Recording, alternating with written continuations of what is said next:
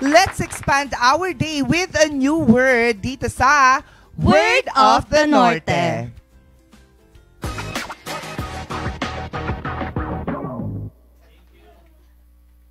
Ang Word of the Norte natin ngayong Miyerkules ay magaan. Magaan ang loob ko sa'yo. Yes naman. Ano nga ba sa iba pa?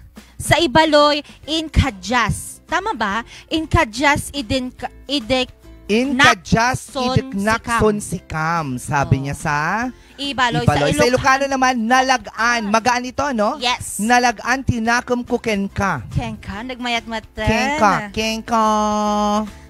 Sa Kalinga is malinawa. Malinawa, sumsumuko kang ka. Malinawa, sumsumuko kang ka? Ganon yun siya. Sa Kangkanai naman ay nalagaan. Nalagaan riknak unsika. Diba? Nalagaan. Nalagaan sinriknak unsika. Sa Kapampangan mayan. Mayan ing lubko ka. Keka. Mayan ing lubko keka. Sayo. Samantala sa Pangasinan, anlumo sa loob kod sika. Anlumo? Anlumo. Magaan. Anlumo is magaan. Yes feeling po. ko ang anlumo tawag dito, mababaw. Oo, mababaw. Oo, pero hindi pala.